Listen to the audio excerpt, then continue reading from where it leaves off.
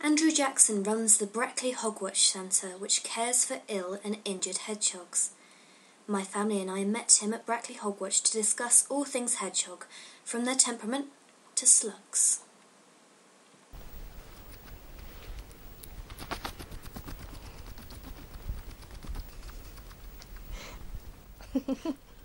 Oh no, that's me. The lick is because he now thinks you're mum. Oh, right. And he's going to try and lick his back with the stuff that he's just licked off you. Okay. It's called self-anointing. Very rare. Yeah, I don't want to steal your thunder, Meg, but the question I wanted to ask was, so if I'm weaning them off bread, is this purpose-bought feed? Cat biscuits, the cheapest possible nutrition for them. What I'm hoping for this one is that we'll be able to get an idea of how they are as individuals from close up. I've got others. I mean, that one's 2 months old. Because they've been in captivity, they are the cleanest hedgehogs you'll ever come across. They haven't got parasites, they haven't got fleas, ticks, no internal worms. I mean, they are...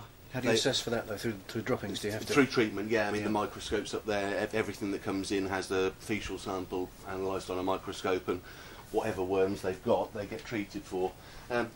A juvenile hedgehog shouldn't have worms, and that one didn't have worms, so that one's had no medication. But so how would they pick them up? Is that sort of in the grass? Or? No, from eating slugs and snails and earthworms. In fact, let me grab that a sec. So well behaved. It's fantastic, isn't he? Yes, characters. This one has been hand-fed by me with a syringe. Try and find something for you. Is that an approximation of mum's milk that you make up then, or is it? No, it's goat's milk. It's very similar actually. It's not the same, but similar enough to get them through life. Fantastic. It's only about 5 days they have the goat's milk for. Then they move on to a like a soup. Well, goat's milk is supposed to be super rich in nutrients, isn't it, for development? Wow. I'll show you in a minute. That was him. Oh. Fantastic. Explore. He's got no understanding that human handling is bad. Yeah. But that doesn't condition him. It takes 20 generations before the generation can't be released back into the wild. So even with this handling, he stands an absolutely brilliant chance of survival. It's the opportunity of a lifetime to get so close to them whilst they're so clean and healthy and... Yeah. He's a quiet one, this one. Your questions are fabulous, by the way. Good, thank you. They will get you the answers that you need. I noticed you've got all these cameras. Are they like for more boxes outside? Yeah, and in here. Oh, okay. For example, do you see that hedgehog moving in there? That's a mother hedgehog. She was found collapsed by the street one day. They get saline and heat to revive them. That temporarily brings them back, and then by working out what problems they've got, this one had the lungworm. So she got treated for the lungworm, but after the treatment for the lungworm, she decided to have babies. So she came in pregnant. Hedgehogs, like rabbits and many other animals, if they're disturbed or don't like the environment, they cannibalise or abandon the young. So to have a litter in captivity is quite a rare thing in itself. I don't know whether we'll be able to see anything. Let me grab one of those peanuts. She's bribable. Peanuts are important. One of your questions is about attracting hedgehogs to your garden. Yes. Bird food. Every night that I follow hedgehogs with torches, they don't mind eventually. They go from garden to garden underneath all the bird feeders, picking up the bird seed, picking up the peanuts. So if you were to put some peanuts crushed up on your patio window watching, the hedgehogs will come right to the window and feed every night. So you'd be... And they don't mind light, just don't like being disturbed. That explains why we've got them where we are, because they're right under the bird feeders as well. Yeah. I mean, they'll take all the bread that we put out, but we get pigeons coming in, they just spray it everywhere. Yeah. Because they're kind of open feeders, so They're attracted to that as well. Where the pigeons go during the day is where the hedgehogs go at night. That's a full-size hedgehog. Yeah, a lot larger. Can I ask what might be a cretinous question, but I can see grey spines. Is that a way of... No, not at all. Okay. Not at all. Do you hear the little peep? Yeah. Yeah, that's one of the babies saying, "Where's my mum gone?" I still see them moving down there. The way that you can tell how old a hedgehog is by how white their teeth are, and how many of their chewing teeth they've got. Right. This one's got particularly white front teeth, so I would say quite young, maybe 2 years old.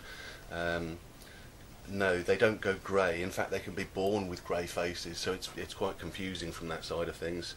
The other way to tell is, because they eat earthworms, and earthworms contain sand and gravel, they chew on the sand, which wears their teeth flat. So an older hedgehog will have flat chewing teeth, and a young one will have all of the ridges there. Okay. It's difficult to see, she's not willing. Let's pop her back.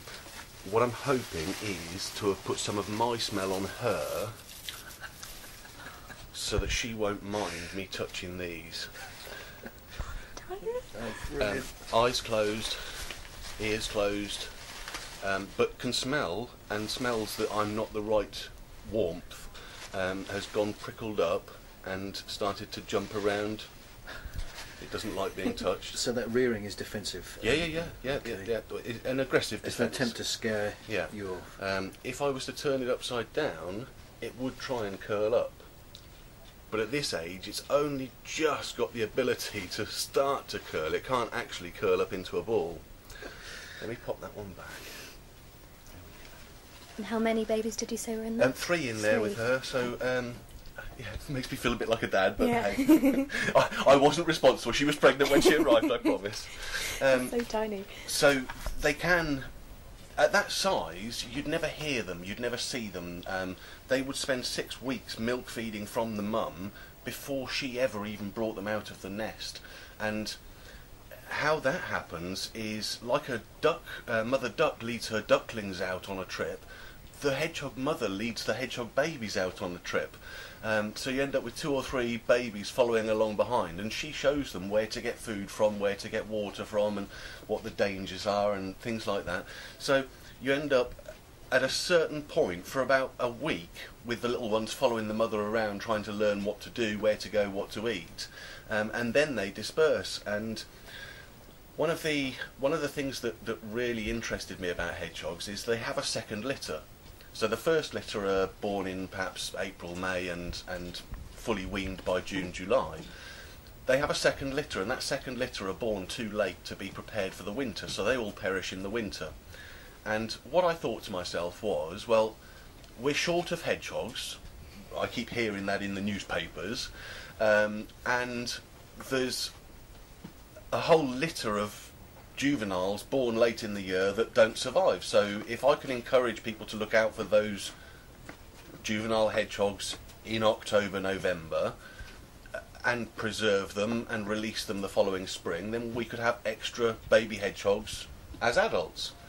And I did a campaign in Brackley 2 years ago to try and find out how many baby hedgehogs could be found in the winter. And I was shocked, absolutely shocked. Just to give you an idea, in the whole of Northamptonshire, each year, there are, taking me out of the equation, each year in Northamptonshire there are less than 100 juvenile hedgehogs rescued. Okay? In Brackley we rescued over 200. And that wasn't because we put juvenile hedgehogs there. They were there. All we did was create the awareness as to what to look out for and what to do when you find them. Now, from here, the nearest wildlife hospital is an 88-mile round trip.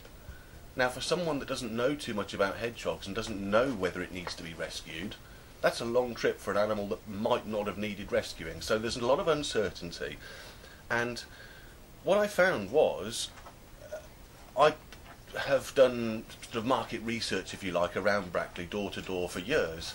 and asking people to tell me about hedgehog experiences that they have, particularly in the winter. And I was shocked at how many people phoned me up and said, I've just seen a little hedgehog running around in the daytime.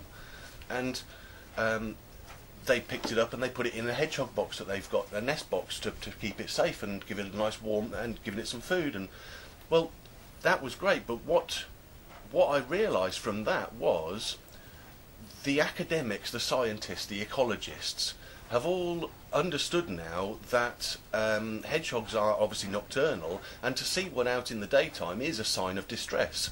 It might as well have blood and entrails hanging out of it. If you see a hedgehog crossing the road during the middle of the day, then it needs rescuing. And what I found was that most people didn't know that, including the local vet. They were telling people, no, just let it go in the evening. So the fact that there's a hedgehog out in the daytime is a sign of distress, and that hedgehog could be helped by human intervention. Most of the time, the hedgehog is a young hedgehog that has got worms. Worms in the same way that we give worming medicine to cats and dogs. Just a brief explanation. If a hedgehog eats a slug that contains the hedgehog lungworm, then that hedgehog will consume those parasites and potentially start multiplying them inside itself. So a hedgehog gets worms by eating an infected slug. Adult hedgehogs have an immune strength against those parasites, but the juveniles don't. So a juvenile born in May will eat slugs during the summer, and it's estimated that 1 in 1,000 slugs contains the hedgehog lungworm. It's host specific, so if a dog ate that slug, it wouldn't matter. It doesn't affect the dog. It's only affecting hedgehogs. So if 1 in 1,000 slugs contain the lungworm parasite, which is spreading across the country, some towns haven't got this hedgehog lungworm yet. Scientific name Crenosoma striatum. It's present in many UK towns, particularly down at the south, and it's having a massive impact over the last 10 years on the hedgehog population. But this has happened in such a short space of time that the ecologists haven't managed to keep track of it. I would love to be able to provide my data to ecologists directly and discuss what it is that I'm finding. 20 years ago, you could not find 20 juvenile hedgehogs in the winter in a town like Brackley. They just weren't there because the number of second litter failures was very small. But here, 10 years later, we're in a situation where 200 juveniles can be found in one town. And again, just to put that into perspective, the scientists are quite certain that there are now less than 1 million hedgehogs in the UK. If that is the case, then there must be a fairly even distribution of them, and a town like Brackley, if you divide that 1 million up evenly between all of the towns like Brackley in the country, it works out that we might have 500 adult hedgehogs in this town. For 500 adult hedgehogs to enable 200 failing juveniles to be rescued is a significant quantity. That's almost 1 juvenile per mother, and that level of juvenile failure has never ever been seen before. And to put that into a comparison again, things like plagues, plagues of mice in Australia, the plagues happen because of juvenile success rate. There is such an abundance of food that all of the juveniles are surviving when normally there would be some die-off. So there's a massive juvenile success rate which causes the plagues. In this situation, we've got a massive juvenile failure rate which is causing a lack of adults in the breeding population, but alarmingly the ecologists haven't cottoned on to that yet because it's happened in the last 10 years. What I've been trying to work out is what's changed in the last 10 years. We all know that hedgehogs have been declining for 50 years or 60 years, and we all know that the causes of that are many, and many that can't be influenced. Fragmentation habitat, us building roads all over the country has broken up the hedgehog's habitat. It makes it harder for them to move around, which means that there are less hedgehog population. Well, we're not going to take away all of the roads and railways, so what we've got to understand is how we can accommodate the hedgehogs with those scenarios. We can't influence that element of it, but what other elements can we influence? The predators, for example. Hedgehogs are historically predated upon by badgers and by foxes. Foxes eat smaller juvenile hedgehogs, and the badgers eat the adult hedgehogs. And it's now quite well known that there are more badgers than ever before in our lifetimes, and less hedgehogs than ever before. And scientists are very happy that the decline in hedgehogs and the increase in badgers are directly related. But it's something that we can't directly influence this year. So it's something that's causing an effect. What I like to do is to ask the question, will that cause of decline result in extinction? Well, fragmentation of habitat, will that cause extinction? No, not on its own. Something else on top of that would have to intervene to cause extinction. So, am I worried about us building roads and causing problems for hedgehogs? No, not entirely, because they will live through that. There's an increase in the number of badgers. Yes, they're eating lots of hedgehogs. What that means is that the countryside is virtually empty of hedgehogs now, and they're marooned in our towns and villages. That again is well documented. What we can't do is magically get rid of all the badgers and make life better for the hedgehogs. That's something that would need years of debate and discussion to even consider a solution. So looking further at what's changed, what factors are affecting the decline, the one main one is the juvenile failure rate. At the moment, I would estimate that nearly 100% of the juveniles born this year will die this year in this town because of the parasites in the slugs. It was estimated that one slug in 1,000 contained the lungworm parasite that kills juvenile hedgehogs. So imagine playing Russian roulette with the slugs. Slugs form a huge part of a hedgehog's diet. 11% is made up of slugs. So 10% of a hedgehog's diet is slugs. And on that basis they consume a considerable number of slugs. And for that reason they are fabled as the gardener's friend, because they do eat slugs. Just last night I went walking outside to release a hedgehog and found another one in the alleyway eating a slug. That's what they do. They're fantastic and they're fabled for that. But what I wanted to know was how many slugs now have the lungworm problem. So what I did, I collected some slugs from around Brackley, put them into little Tupperware pots with a little bit of water, waited 24 hours for them to poo, put the faeces on a microscope slide and looked at it under the microscope specifically for the Cannibalism striatum. And what I found was I tested 25 slugs from all over Brackley, and 20 of them were fatal to juvenile hedgehogs. Now on that basis it's understandable why many juvenile hedgehogs now are catching lungworm that weren't 10 or 20 years ago. Now it's all well and good having a hypothesis or a theory, but to progress this further, what's needed is evidence. And what I can tell you is that in 2013 and 2012, of the autumn juveniles that came in from Brackley, 74% of them had lungworm. Now that's not to say the other 26 weren't parasite free. They had intestinal worms or tapeworm or liver fluke. 100% had parasites, but 74% had lungworm, the Cannibalism striatum. To compare that, there's very, very little research ever been done into hedgehog lungworm. And the research that has been done is, for example, in 2003, Dr. Tony Bunnell did some research in York. And what she found in York was that 5% of the incoming hedgehogs had lungworm.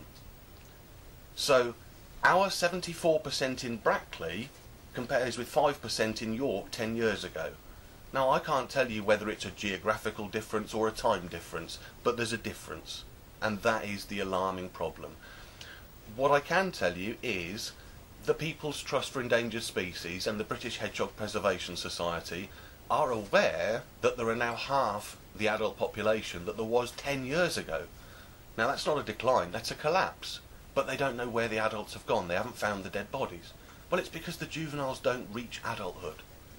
And what I'm trying to do in Brackley is, by educating the community to rescue the sick hedgehogs and provide them with the ease of treatment, to try and show the ecologists how many juveniles fail in this one small town.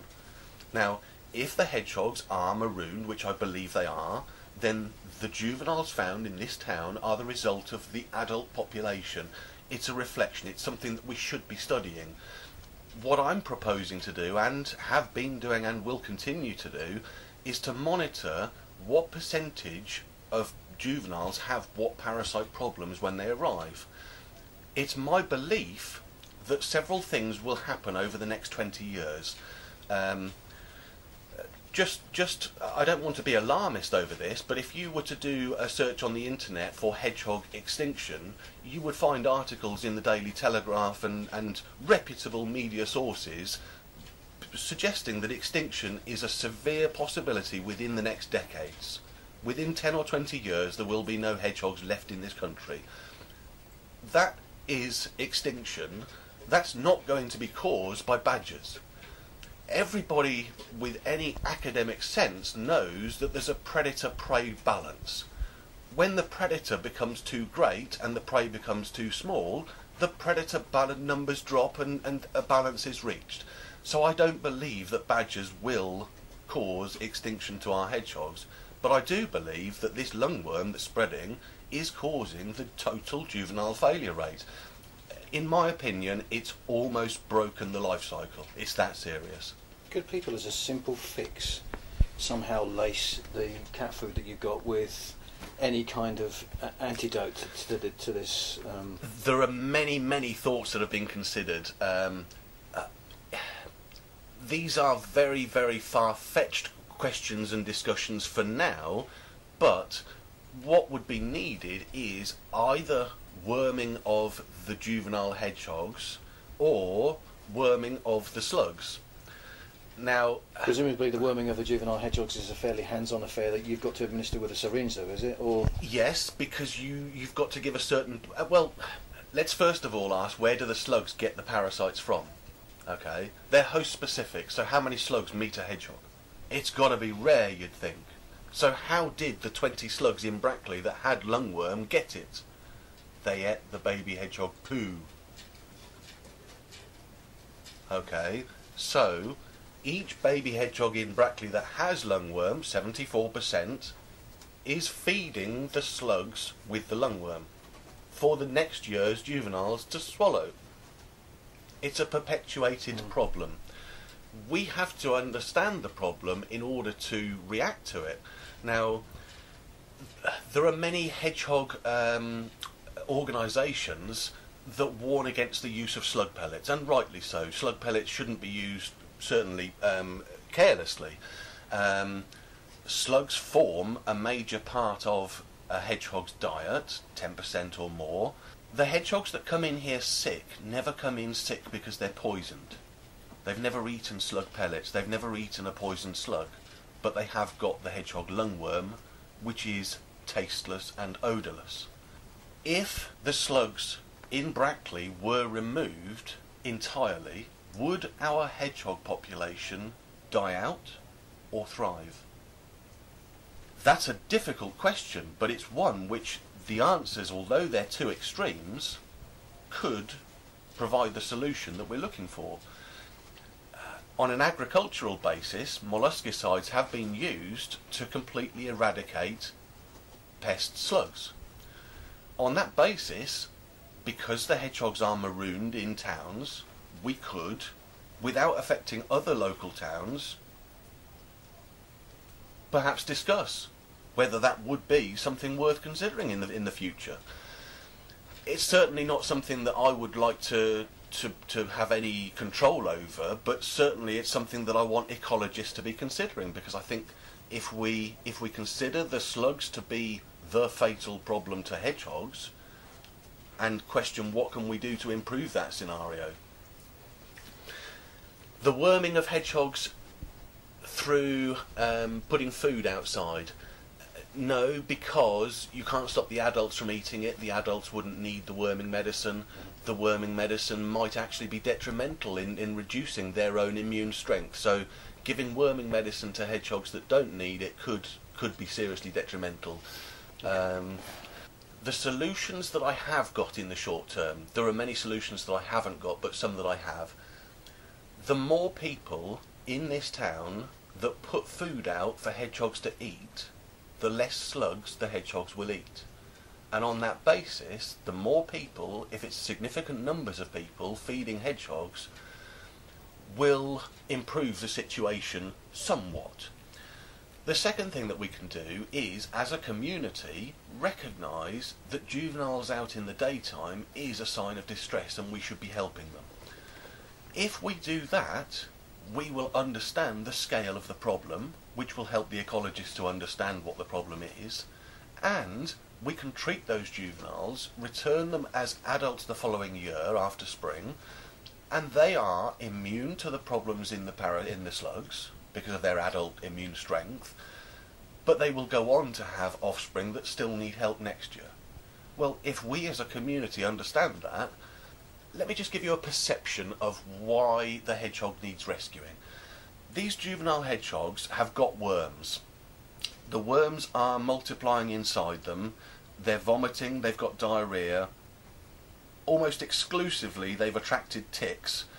Ticks are attracted to the bad faecal odour of the hedgehog, so they've got multiple external parasites, multiple internal parasites.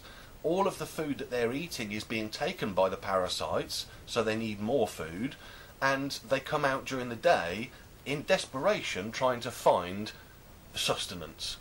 So it's the fact that they're medically sick and on their last legs that brings them out in the daytime. Even the best wildlife hospitals can only save 80% of those juveniles. And the reason for that is because they're very close to death when they arrive. The reason they need rescuing is because they would have died. There is no doubt in my mind that these hedgehogs, if they were left outside, would perish. And the act of bringing them inside for the winter is enough to get rid of the parasites, feed them up, release them as adults. It perpetuates the problem. But at least we have the problem perpetuated. In my opinion, extinction will occur in other towns whose adult populations decline to a point that reaches a critical level. Once it drops below a certain number, 10 females in Buckingham, for example, would 10 females in Buckingham be able to sustain a population? Probably not. They probably wouldn't find the males to breed. So there would be significant issues when the population of adults drops below a certain level. Well, at least by releasing 80% of the juveniles that we rescue as adults, we guarantee to have adults next year to have babies. So at least I know, yes, we're continuing the problem, but we have a problem to continue and a discussion to have ongoing at how to resolve it. That's a fantastic success rate. No, that really is remarkable. The academic organisations are very specific in that they only support scientific-based projects. Okay. And on that basis, I've got no academic background. I can get students here from Oxford Brookes doing dissertations and that sort of thing, but as far as publishing papers, I'm not close to publishing papers. What I have done is asked the British Hedgehog Preservation Society and the People's Trust for Endangered Species if they would consider funding a PhD student. But sadly they've told me I've got to raise the money myself, so I'm out with bended knee, and sadly. Yeah, that is an enormous pity to hear that, especially when the media is so full of the anxiety with respect to the species in particular. If they then turn around to someone who's so very obviously dedicated as yourself, and they say that you've got to raise the money, it must be immensely dispiriting, I would think. Frustrating would be an understatement. Angry would be close to the mark. The British Hedgehog Preservation Society accounts are available for everyone to look at, and let me say no more. It's shocking. They have the ability to support people like me. Yeah, I'm sure. Do you happen to know what purple minions are? Nope. No. Film Despicable Me. Oh, I think I've heard of that. Oh, I, yeah. I haven't watched it, but apparently in that film, the purple minions are the angry ones. Okay. Um, It's a purple minion. That's the thing that Russell Brand was in, isn't Again, it? look at the size, I don't know. 57 grams. So same size as this one. Do you see he's trying to say hello? He wants to be part of the action. Oh, he's gone back to bed now. When you were talking, they were getting incredibly animated. Do you find that reaction happens? Is that common? Do they sort of recognise it? They can do. That's not a happy noise.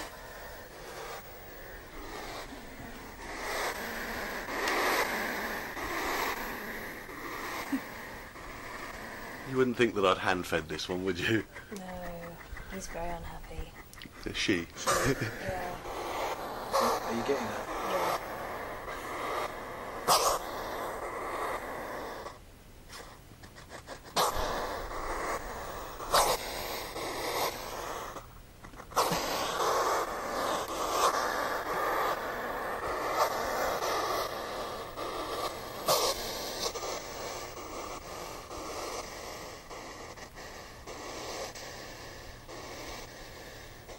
Does this one just have an irritable personality then?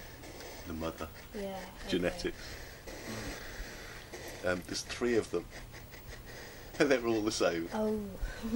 That is astonishing. I thought I had a lot of experience in hedgehog behaviour. I've never heard them make that noise, but then again, I guess I've never antagonised them. Whenever I've seen them, I've always kept clear and fed them and treated them with a bit of respect. But I don't think everyone does that. They must have friendly hedgehogs. Yeah, but we've always had their interests at heart, honey. That's the difference. I think a lot of people are either afraid or just a bit ignorant or a bit stupid, or just they see them as a pest. It's ridiculous. What a stropper! That's brilliant. When they meet each other, they're very, very solitary, very independent. They always sleep in a bed on their own, and will always fight for the best bed. It's like musical chairs in the mornings. Yeah. So there's no monogamy going off. No. Your question, the rearing is mum's job, and that's that. Yeah, I mean, the mum gives milk, and the babies need milk for 6 weeks, so the dad would be useless anyway.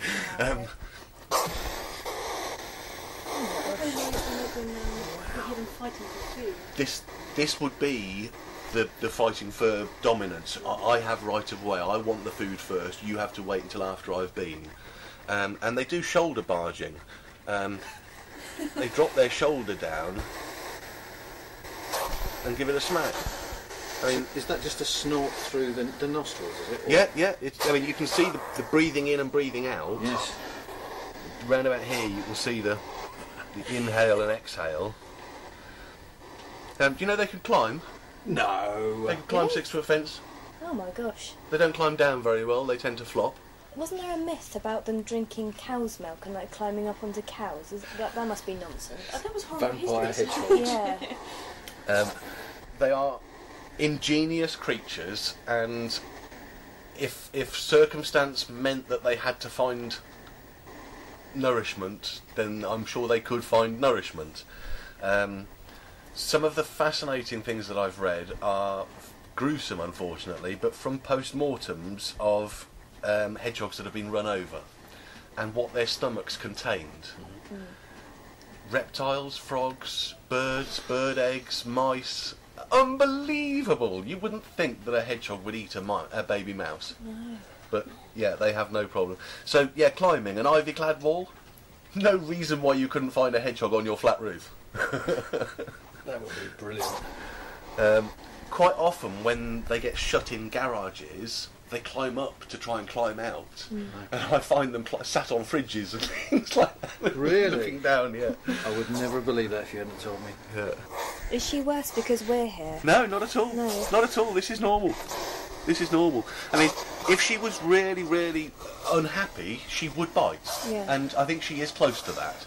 Okay. But let's not get her to perform then. But no, that's just how she is. She's Grumpy. yeah. Better that, because at least she's going to have a better chance out in the wild, isn't she? Absolutely. If a cat or a dog comes near, it will run a mile. I'm sure, as a kid, I've been playing cricket, lost the ball in the hedge, gone in the hedge looking for it, put my hand in there, and I've heard what I thought was a snake. Yeah, but it's this. Yeah.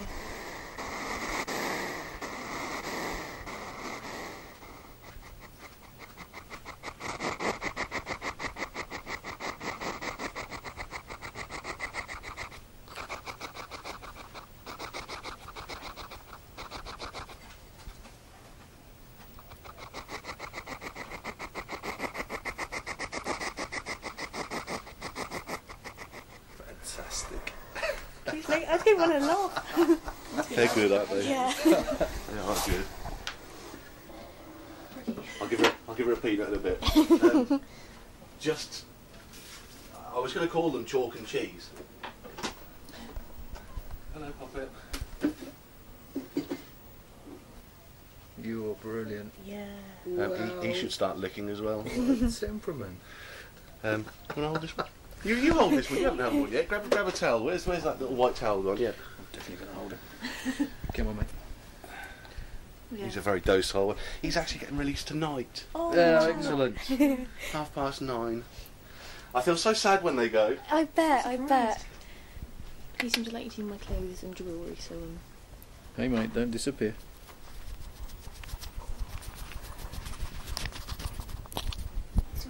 I've just had a bite. I think that might have been for tasting purposes. I hope so. That's the first. That's the first time I've had a hedgehog nip in my life. But anyway, it didn't hurt actually. No, they're gentle to start with. He's not. Well, you didn't bite down there, mate. That's okay. You can see his prickles are flat. Look. Okay. Yeah, that shows he's not alarmed. Yeah, he's not. Oh, your belly is so soft. Oh. That's brilliant. You can offer him a finger. He shouldn't do biting. He's a gentle one. Oh, He's fantastic. You are spiky though. Let me have him wander across. There you go. Well done. Oh, brilliant. I never knew that. Oh God, how ignorant am I? I never knew that hedgehogs had soft bellies. I guess it follows, doesn't it? That's really funny. So I never wanted to mess with them. I always wanted them to just, be wild, and I feed them and see them, and just let them do their thing. Exactly. One of the things that I really like about this whole project is the community involvement. Yeah. I can't help these hedgehogs unless somebody from the community rescues it, which gives them the engagement. They fall in love with the hedgehogs in the same way that you guys have fallen in love with handling a hedgehog. Everyone else does, and they want to put food out. They want to have them nest in their gardens. Do you do exhibitions, Andrew, to promote your cause? You do, but only in Brackley. What I'm concerned about is preserving a marooned population in one town, Sure.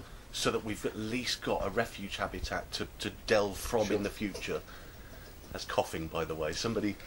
These are all on medication.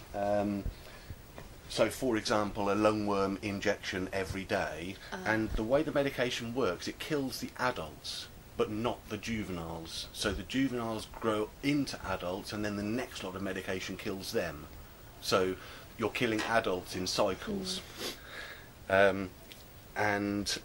Each day, the injection kills the adults that are in the lungs, and they have to cough up the dead worms. I mean, a lot of the ones that die from the coughing up of the dead stuff related secondary bacterial infections, pneumonia, that sort of thing.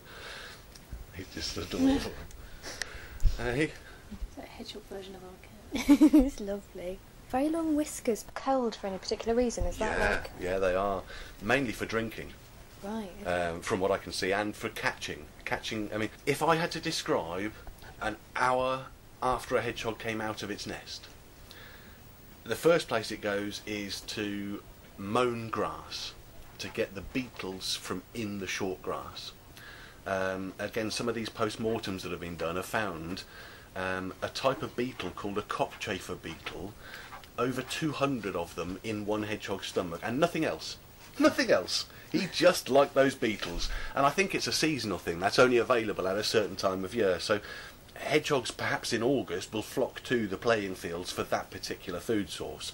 But the rest of the year, it's caterpillars and beetles and small insects. I have seen hedgehogs catching flies. Some of those CCTV cameras relate to hedgehog nest boxes in my garden, and some of those nest boxes have got wild hedgehogs in them. For example, that bottom right hand picture, yeah, is a wild hedgehog in a nest box in my front garden. You can see from the right hand side the entrance is, it's free to come and go as it pleases. So is that one of the ones you walk past? Yeah, you've walked past it. And that's how they are. They play hide and seek among us, honestly. Near the roads, doesn't bother them. Now, that hedgehog, it poos in the nest. That's what they do sometimes. Well, poo attracts flies. Flies bother animals. And when flies are bothering hedgehogs, they do the same as horses and cows and try and get them off and shake and get all annoyed. And, well, I grew up with dogs, and dogs would probably snap at a fly, but very rarely catch it. And hedgehogs are the same. They can hear their sense of hearing is so great. They can hear the footsteps of the fly on the newspaper, so they can follow its footsteps around and jump on it. And the whiskers seem to be aligned to pounce down on something. Okay, yeah. To cause an umbrella over the little creature. So that act of allows them almost mantling like a hawk. Yeah. They're virtually blind. I mean, they've got really good eyesight, or really good eye appearance. They look beady, don't they? But they see very little. Shadows and silhouettes is what they're said to see. Sense of smell. I read somewhere that their sensory organ for smell is 10,000 times bigger than a sniffer dog. Well, on that basis, they must have quite good smell. And we need them in airports now. It is my genuine belief that a hedgehog creates a map from smell. So, if we were to go outside with this hedgehog and stand in the garden, it would smell, obviously the wind's blowing one way, but it would bring all of the smells from that direction over. And this is a hedgehog from Brackley, so this hedgehog would recognise the smells from around Brackley. We've got a chicken factory, and that has a distinctive smell. There are Indian kebab houses and things like that that would have their own smells drifting around. It would be able to smell all the local cats and dogs and know. So there's an awful lot on a map that can be created just from smell. And I'm sure that hedgehogs navigate primarily by smell and memory. The whiskers play an important part in that because they follow edges, they follow walls and fences and things like that, and the whiskers are quite important for protecting them from running into spikes and things like that. So yeah, virtually blind, but hear and smell extremely well. I'm going to do some swimming soon. They can swim as well. They're really good swimmers. Where did I know that from? I think Probably Springwatch. Yeah, it might have been your man. Hedgehogs and Springwatch. Each one has a casualty number. Brilliant. The address that it came from, the date that it came in, the time that it came in, because most of them are daytime, and I like to see what percentage are found in the daytime and what percentage are found at night. What about ringing them, Andrew? To be scientific, a la Springwatch, like they did with the blackbirds. Well, there are various ways of achieving that objective. Okay. One of the thoughts is the microchips. Okay. Yes. Yeah. Vale Wildlife Hospital do microchipping of all of their wildlife casualties, and this allows them to see when they get a patient back in, and they have all the medical records for it. Well, I only take in hedgehogs from Brackley, and on that basis I do see a lot of the hedgehogs that I've released back in again. Not a big percentage, perhaps 1%, but if I've released 600 hedgehogs, then that's 6 that I've had back in. And that probably is about the ratio.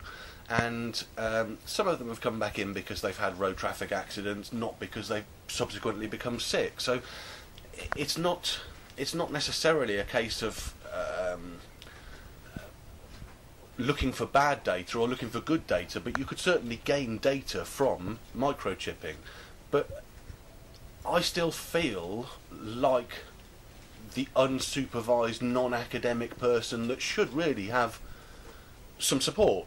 And I haven't reached that level yet, so I've got the microchips, but I don't do any microchipping yet. At the moment I paint the prickles with nail polish, and you can paint a number of spots in a number of different places, and using different colours you can come up with combinations quite quickly. So I'm pretty sure that I would recognise virtually all of the hedgehogs that I've released because I've marked them all in different ways. So I do see hedgehogs coming back in that I know that I've released. There was one that got trapped in a garage once, and she'd been in there for over a week and was actually collapsed with dehydration. That was about a year after I'd released her. So to know that it was one of the young ones that I'd helped the previous year was, I mean, it's nice to see them when they're well, but obviously a bit heartbreaking to see them when they've had some. I had a bad year this year. I do some radio tracking. Let me just grab one of these radio transmitters. That's a radio transmitter. It looks nothing like it, but it's a watch battery connected to a circuit board in a waterproof thing with a flexible aerial. And what that does is it emits a beep every second. And because the range is only about 1/4 of a mile, when I release a hedgehog wearing this, if I can hear it by stepping outside my house, then I know it's within 1/4 of a mile. If I can't hear it, then I know it's travelled. On that same principle, the closer I am to the tag, the louder I hear it. The further away, the quieter. So by playing the hot and cold game, I can work out where my hedgehog is without any specialist radio tracking equipment. Just by listening to the sound coming from this tag, I can tell how far away it is. And by using different antennas on the receiver, I can narrow down. Imagine dropping a stone in a pond and getting ripples out. The ripples go out in a certain, but all directions. By changing the receiver antenna, I can get a shorter range, so I can smaller the circle of listening. So I've got to get closer to the tag to hear it, and each time I can get a step closer and a step closer and a step closer until I can get within a foot of where the tag is. So always, if you took this anywhere around Brackley and hid it, I could find it within an hour or two to within a foot, and it could be under a stone, it could be in a plant, it could be anywhere. You could hide it anywhere and I can find it. And that I found absolutely fascinating. I found that hedgehogs that the books suggest they sleep in compost heaps and under sheds and under decking, and that's very, very true. But I hadn't expected to find one sleeping in somebody's pampas grass. This lady had no idea that she had a hedgehog in her garden. It was so immaculate, but the pampas grass stood in the middle of her lawn, and there was a hedgehog that lived in that pampas grass 20 days out of every 30. But the curious thing was that the 10 days that he wasn't there, he was elsewhere, and he was always in a hedgehog nest that someone else had built. So he was showing me where other hedgehogs sleep, which I found fascinating. But they weren't necessarily 2 or 3 gardens away. 20 streets he crossed one night. 20 streets to get 1 mile away. And the very next day he was back in his pampas grass. He had the ability to drive around town just like I would in a car and go back home the very next day. And I found that level of transport, communication for them to be astonishing. I thought they might go around 10 or 20 gardens in the same street. But no, a mile. Astonishing. And they can travel up to 4 miles in a night. There's Noel's pampas grass. Now, okay. Noel's story was quite interesting because when he got released, I released him where I found him, but he had lived there for 6 months before he became sick. So I knew I was releasing a hedgehog back to an area where he lived before, and he might remember it. And I was astonished when I released 7 hedgehogs at the same time, some in the areas that they came from and some not in the areas that they came from. The ones that were released in areas they didn't know stayed put for at least 2 weeks. They didn't move more than 50 feet. The ones that got put back in areas where they did know travelled like you wouldn't believe. And Noel was one of the travellers. He got released in Beach Drive, ran across the road into the cemetery, through the cemetery into the allotments. And he was sleeping under this rubbish pile in the allotments. And I reckon that was where he was born. The next day I went back to that rubbish pile and I found it was gone. I found it in the skip. Oh. And they'd accidentally buried him in the skip. And the radio tag actually allowed me to find the hedgehog and dig him out of the skip. That is the kind of things I was learning from the radio tracking of hedgehogs. I work with a wildlife hospital down in Gloucestershire called Vale, and Vale are very certain that certain cases of 3-legged hedgehogs can be released back into the wild. It would never be considered for another species.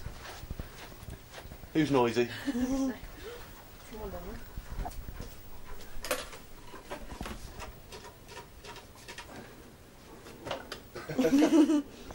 Not you.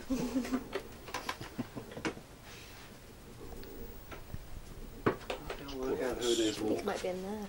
Is it in that stack? One. Yeah,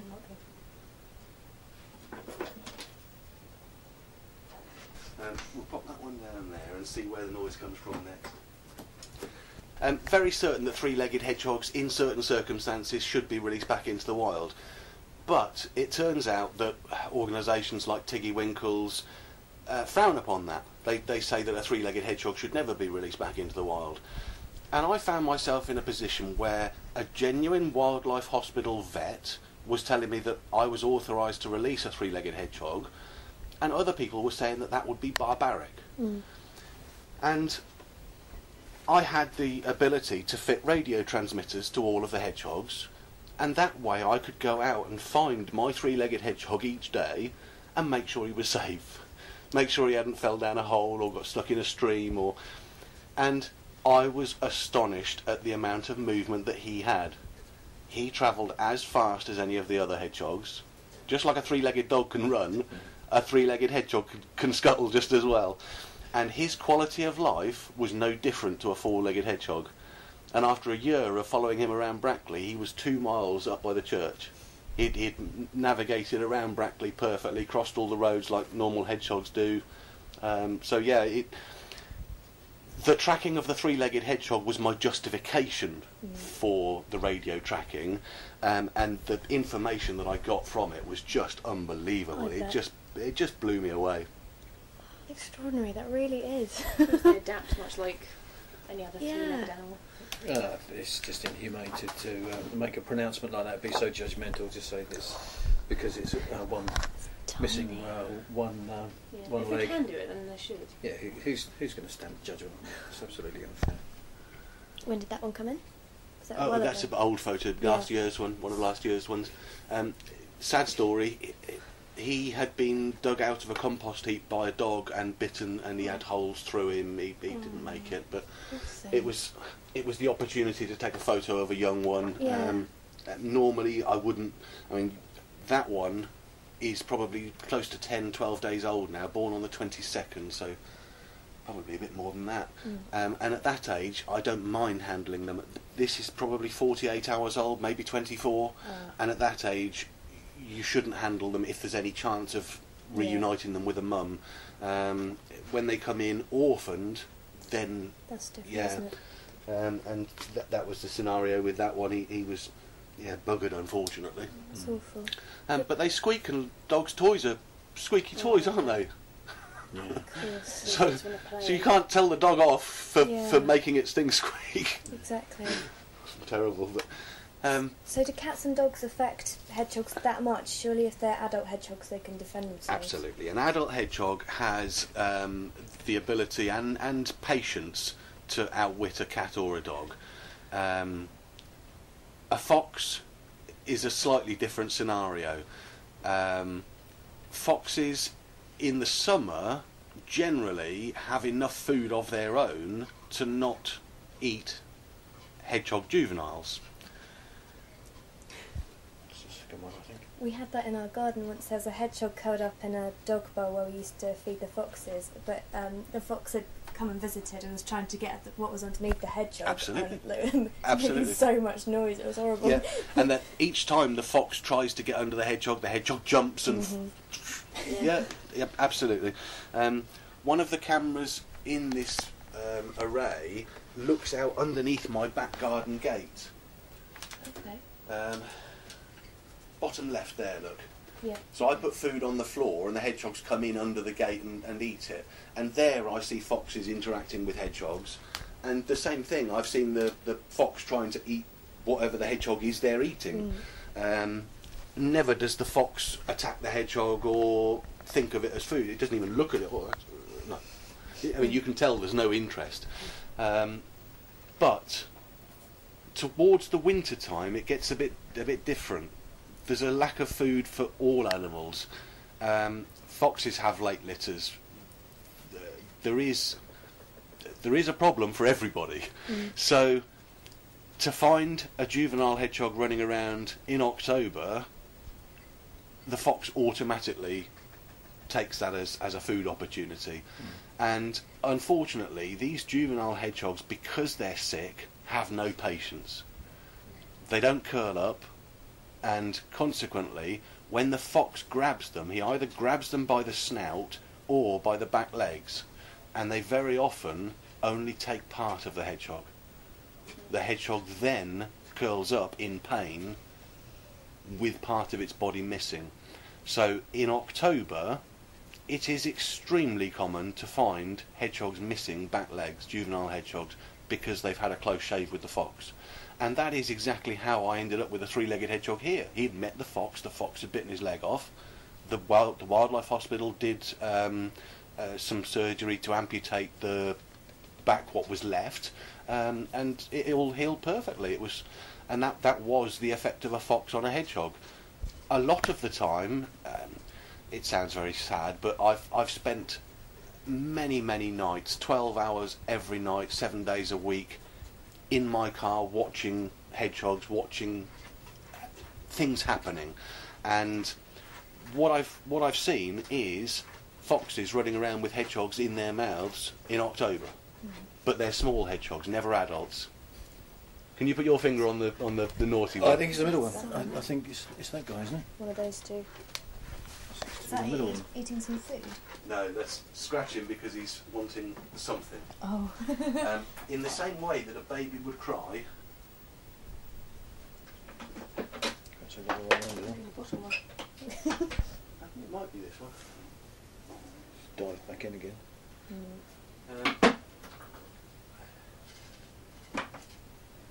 There is one who's got a brain injury. There's a bottom one. It's this one. Hello, Poppet. What are you being so noisy for?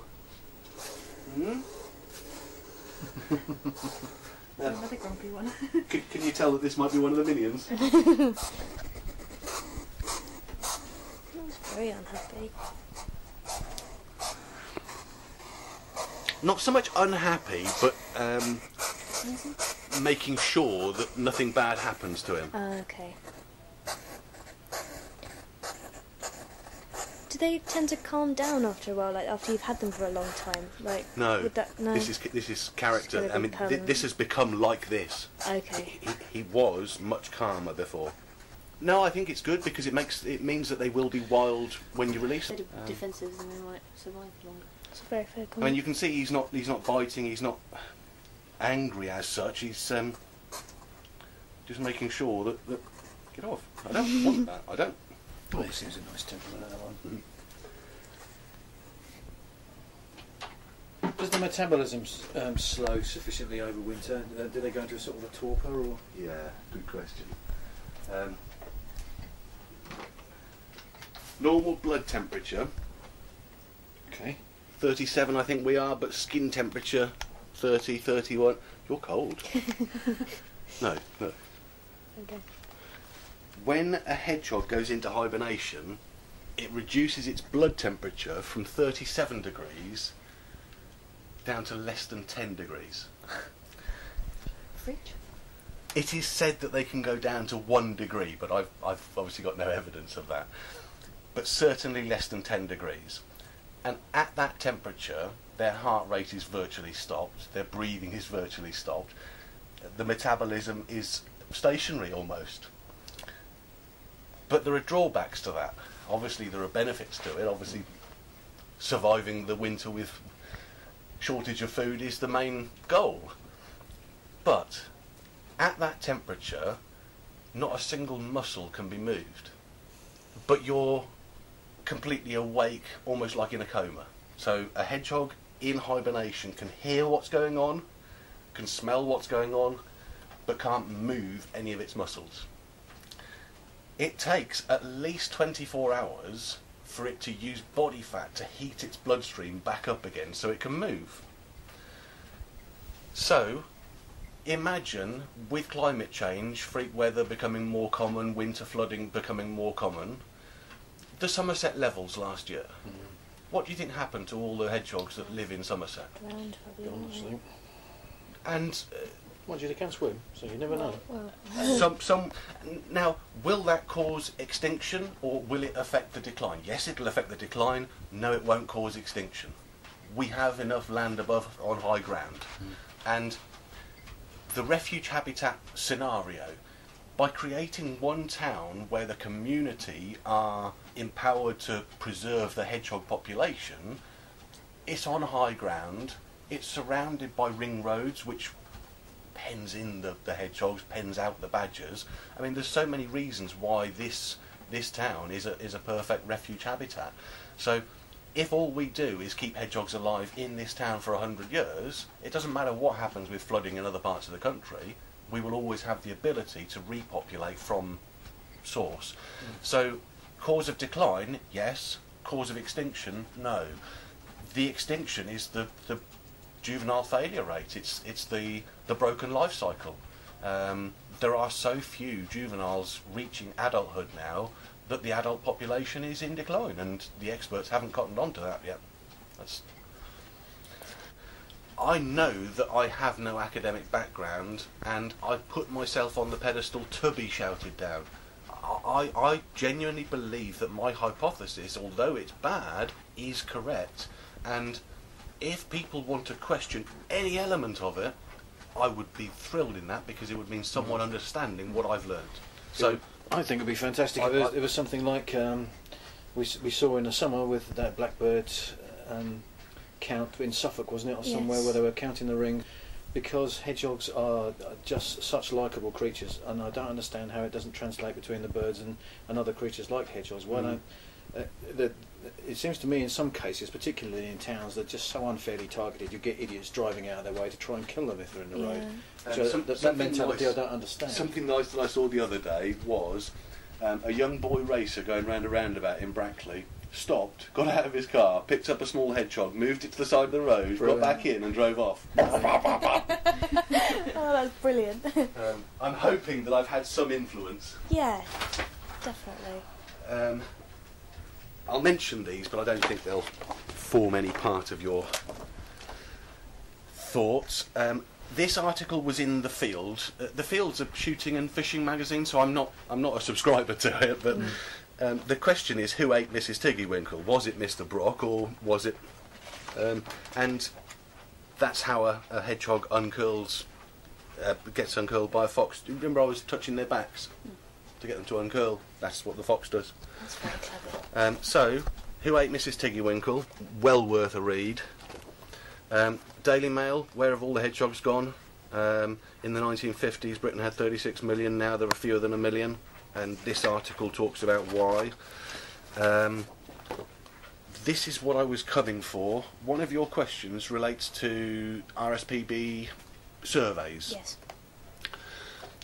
This document is from the People's Trust for Endangered Species in October 2012, and it's entitled Urgent, Hedgehogs Are in Trouble.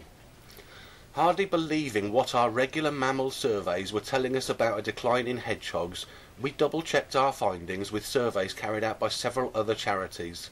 Sadly, the facts speak for themselves.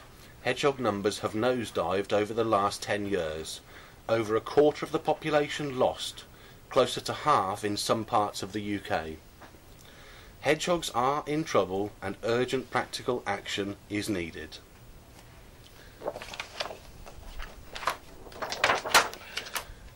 The sudden decline in the population in rural areas and lack of clarity as to exactly why, these are the people that should know why, and they're saying they don't know why. The sudden decline in the population in rural areas and lack of clarity as to exactly why makes hedgehog survival around our towns and cities suddenly very important indeed. They have become a vital reservoir population that has to be nurtured if the countryside is ever to be fully repopulated. Telegraph article, hedgehogs may become extinct in 15 years. 15 years.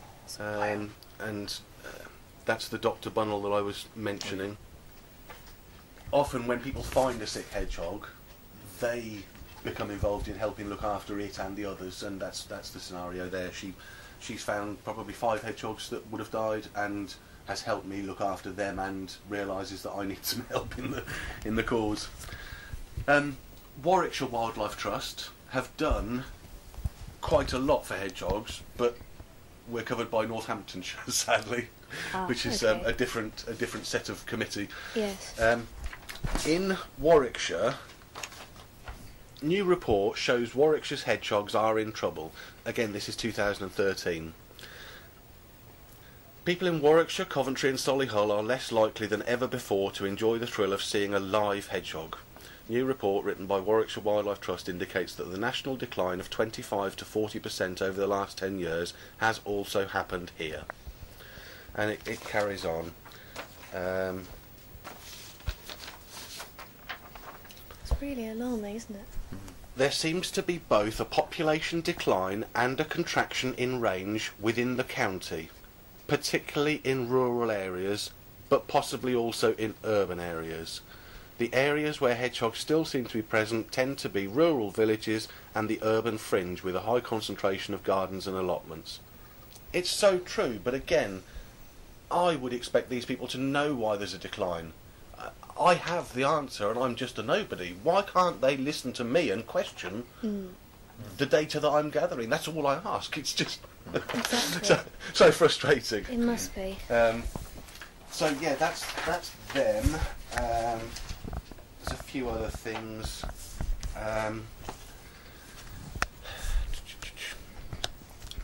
The trend shows a loss as rapid as that of the tiger. There are many places now that will tell you that the hedgehog is declining faster than the tiger. That's been documented in some articles. Pat Morris is the guru. He writes books about hedgehogs and is scientist advisor to these organisations. The jury is certainly not out. Research by Patrick Doncaster of Oxford University confirmed that badgers do kill significant numbers of hedgehogs. He added, the research was published 20 years ago, Proceedings of the Royal Society, traceable by Google Scholar. In one of my own studies of released rehabilitated hedgehogs in Devon, a third were killed by badgers, and in one case the badger was actually seen in the act. So badgers are a real problem. I released a hedgehog in the summer on a farm about 2 miles outside Brackley, and that hedgehog lived for 6 weeks around the farmhouse, spent 2 days in the field, and then on the 3rd day I found his skin. He'd been eaten, and it was obviously by a badger. The method, the badgers can only eat the bones. It's flesh and bones that the badgers eat. They just leave the skin, so it's, you know what you found when you find it. Yeah.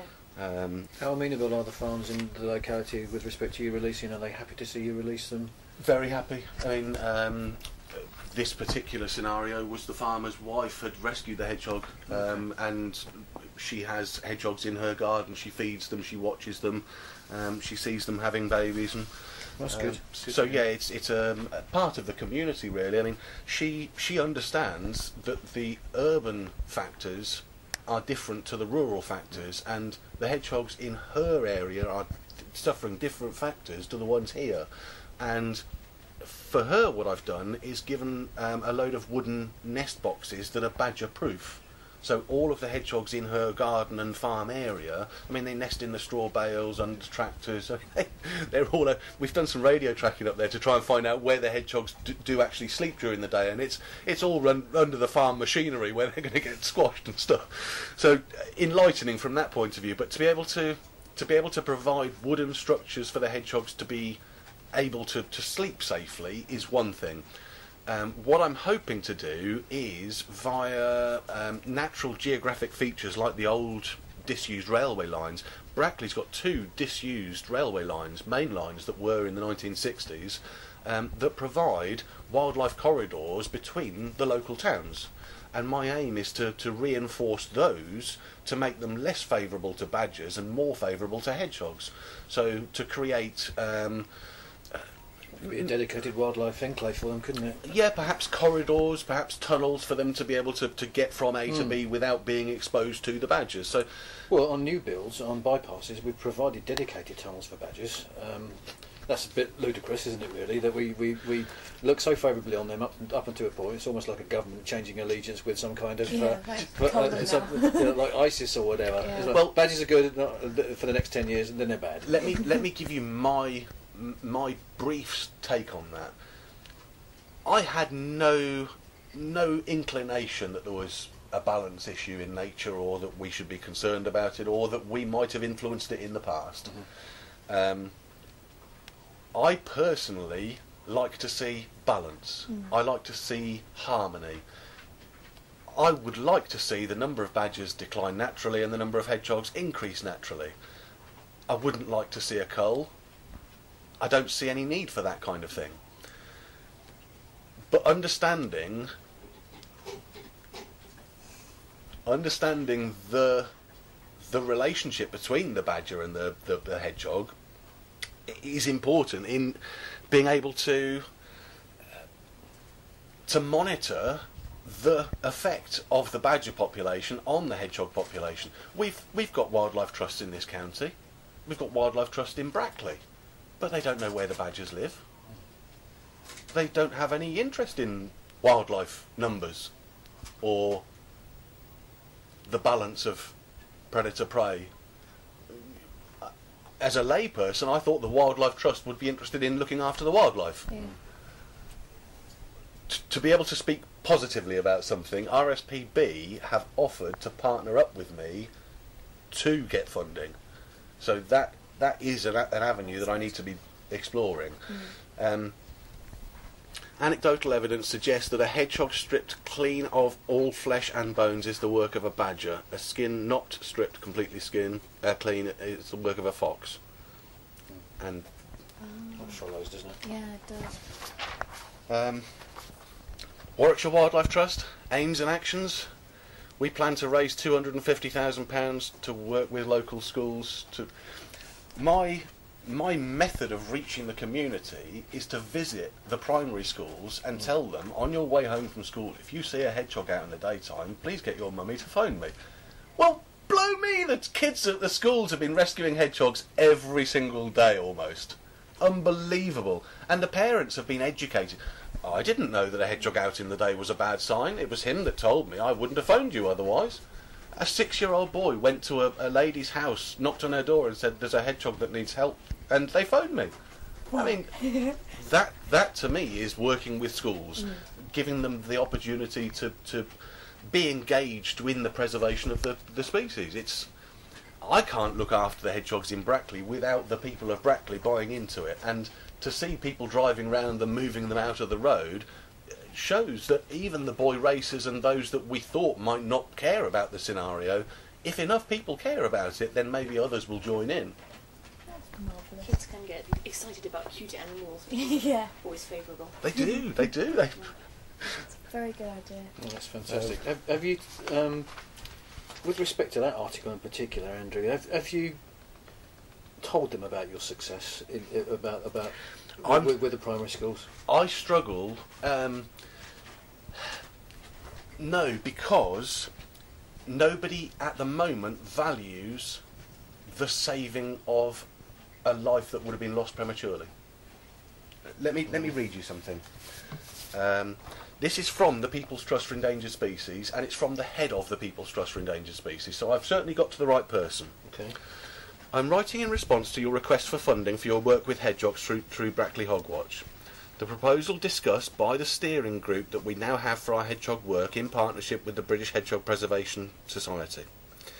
The joint campaign that PTES and BHPS are running has a number of strands to it, including some grant aid for scientific projects that were funded through a specially commissioned research programme initiated a couple of years ago. The work have prioritised and continue to fund over several years concerns finding out the causes of hedgehog decline, which are many and varied, as you will be aware. We do, of course, recognise your commitment and enthusiasm for helping hedgehogs populations, for helping hedgehogs in your area. But whilst rehabilitation does save individual animals from an untimely death, it is not a sustainable solution to declining populations of hedgehogs, and that is where we have to concentrate our limited resources. Point missed. Yeah. Yeah, Point completely. missed, and I was so frustrated at myself for not explaining this properly to them. Yeah. That's where I feel the problem is. I haven't explained it properly to They them seem very dismissive in that respect. Yeah. because I'm not the academic. I'm sure it's the. So when you've had people from Oxford Brookes that have done dissertations, Andrew, has there been anything there that was usable that you could forward that would strengthen your case? Yes, but in isolation it is a copy of other work done by other people with a gem of information hidden in between it. Okay. And they won't see that gem. There are studies done by Tony Bunnell, there are studies done by Gaglio, and Gaglio... Let me try and show you a graph. This is the data that's so relevant. The common name of the parasite problem, the Latin name of the parasite problem, the quantity in Brackley, Okay. Whiting in 2012, Bunnell in 2001, and Gagley in 2010. And Lungworm in Brackley was 74%. Bunnell was 11%, not 5%, sorry, 11%. So the Gaglio was closest to your findings in terms of percentage. Yeah. For but could that not equally be unclean data with respect to these two? Yes, absolutely. And it could be unclean data from my perspective. But less likely to be so, given how comprehensive you've been. And I can allow anyone to validate it. I can provide the data again and again and again. I can do it again this year. And anyone can question the data gathering, the method, anything. I mean, this does describe the aim of this study was to determine the prevalence of ecto and endoparasites in the European hedgehog within Brackley and the surrounding villages. This will help determine if there's a geographical difference in their prevalence and if the parasite burden has increased in recent years, contributing towards hedgehog decline. That's what I think should be the question.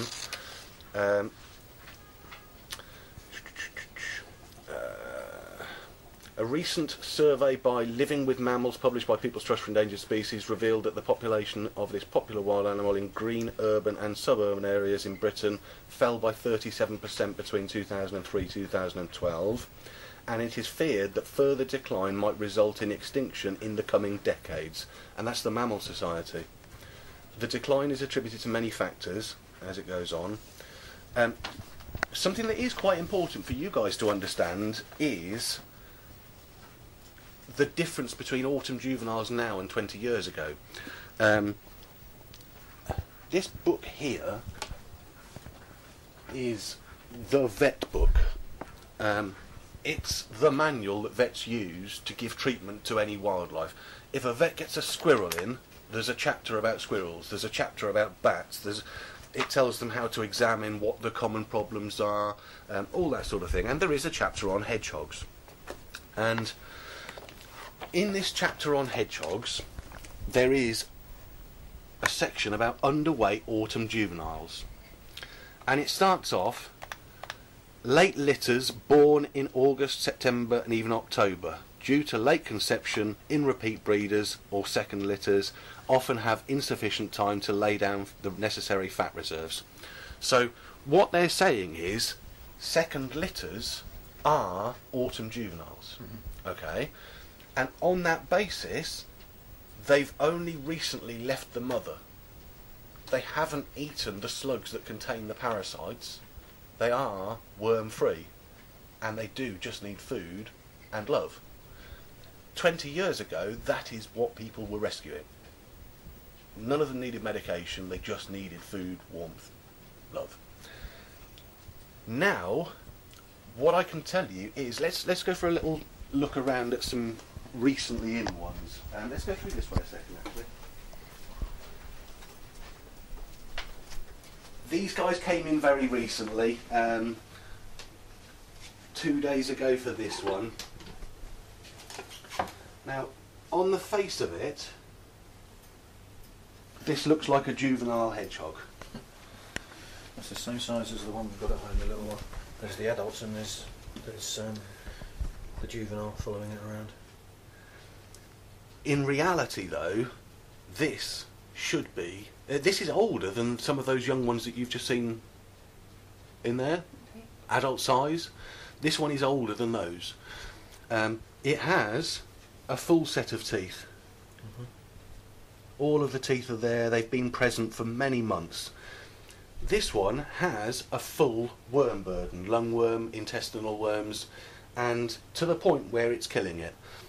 It has diarrhoea, it has vomiting. In a hospital there's a skin pinch test, and if the skin goes back down, then you're healthy. If it stays up, then you're unhealthy. And it's a very similar test for hedgehogs. By pulling the skin up into a tent, if it stays up, then that's close to death. And that animal is close to death. And the only way to save this animal is to give it medication. The more it eats, the more the parasites multiply, the worse the diarrhoea gets.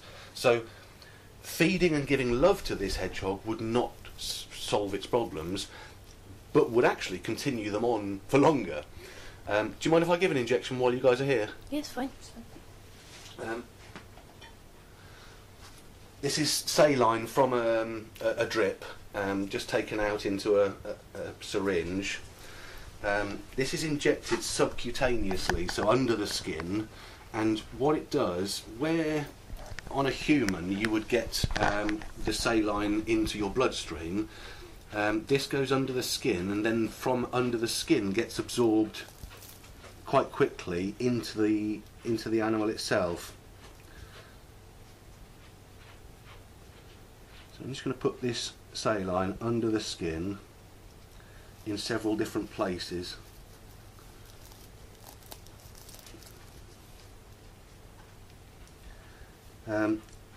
Each day I have to give this hedgehog saline at least twice a day just to maintain its body weight. If I didn't give it the saline, it would be collapsed and it would be perished. It's that close to death. And yet it looks just like a baby hedgehog that was born a few weeks ago. Yeah.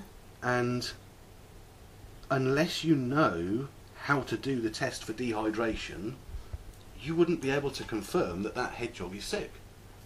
It doesn't look sick, it's active, it's running around, it's bright, it's got beady eyes, it curls up when you tell it to. Why would anybody want to rescue this? Well, it was out in the daytime. It was out in the daytime, and that's a sign of distress. And the fact that it's got this dehydration, I mean, that's its bowl of water. It's been in there all day. it hasn't drunk it, or if it has, it's vomiting. So it's medically unwell. It needs medication in order to survive, and this is a true example of what would happen in nature. This hedgehog would die, and because they die without us seeing them, they don't come out in the middle of the road to lie down and they die in their nests. Well, if you don't know where they sleep, how can you find out where they've died? We don't see the babies dying because they don't die in public. So these hedgehogs would die without this medication, and even with the medication, many of them are too far gone. It's so clear to see the problem. The problem is that the juveniles can't reach adulthood anymore. So to be able to see this problem and make others aware of it, to be able to be looking out for it, it's empowering. I mean, there is no facility to take in these sick hedgehogs. I mean, the place that everyone's heard of is Tiggywinkles. Yes. As far as I know, Tiggywinkles take in roughly 500 juvenile hedgehogs each year, but that's from 5 counties. So they're only scratching the surface, and what I found is that only 1% of the population know that a hedgehog out in the daytime is distress and do something about it. 99% would do if they knew that, but don't know that. So more hedgehogs in Aylesbury would get rescued and taken to the wildlife hospital in Aylesbury if the people in Aylesbury told them what to look out for. They'd be inundated. Yeah. Which is why they don't. What I'm doing in Brackley is to show that we can get 200 failing juveniles from one town, which demonstrates how many aren't being rescued, which must show the ecologists some scale. And it's that scale that I'm trying to draw. Lady came home from work and found him lying unconscious on her patio, and she feeds the hedgehogs every day, and she was in tears when she brought him down. And he's now 2nd of September, 6th of September, he's now 4 days into his medication, and he will start to improve from day 8 of the medication. So he'll still be declining. The saline is keeping him alive.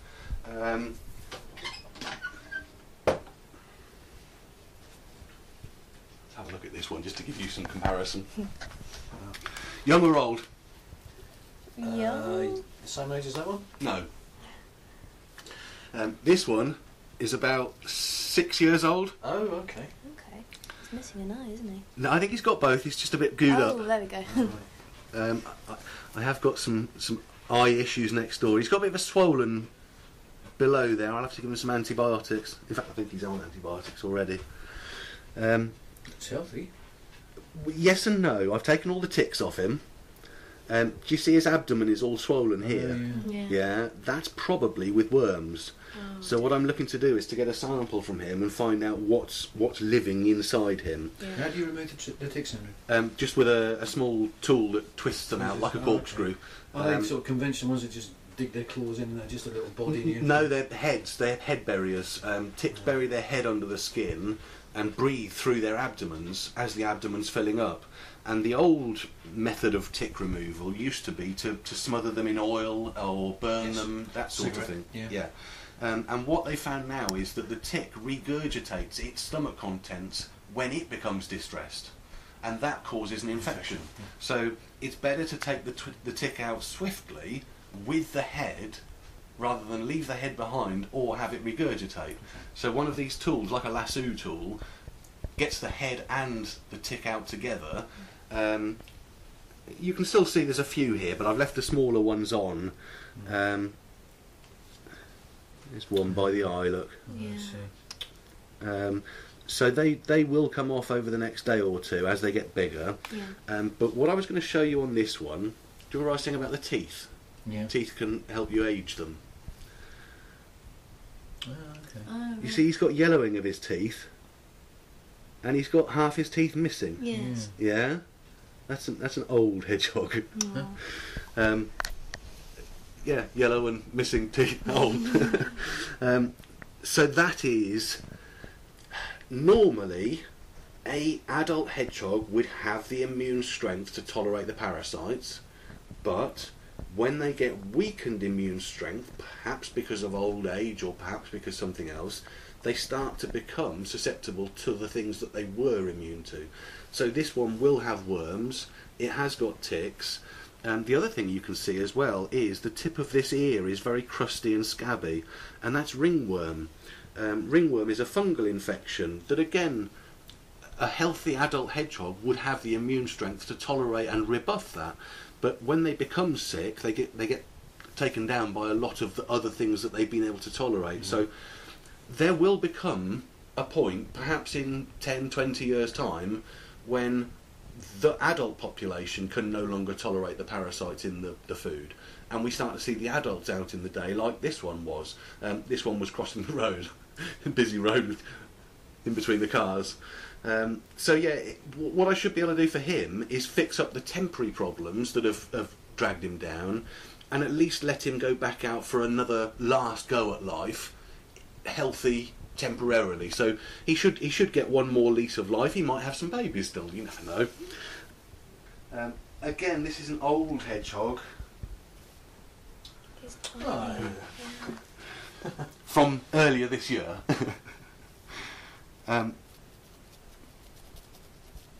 But again, full of worms. Oh, bless And a hedgehog like this size, will have left the mum probably 2 or 3 months ago, and would have been completely healthy at that age, eaten a slug containing the parasites, and that's done it over.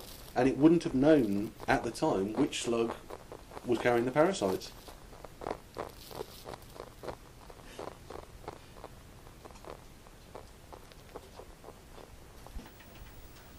They itch like dogs. And they shake like a wet dog as well when they get wet. Let's go. Voice and then like this.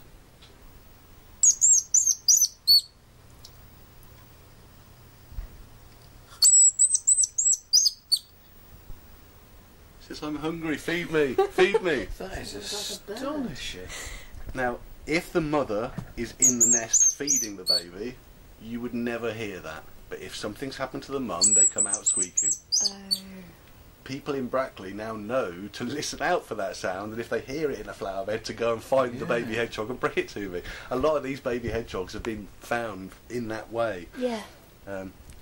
This is I what I'm wonder doing. a dog on earth that would be catnip for a dog.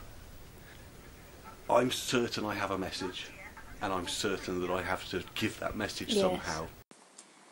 This interview was held at Brackley Hogwatch on the 5th of September 2014.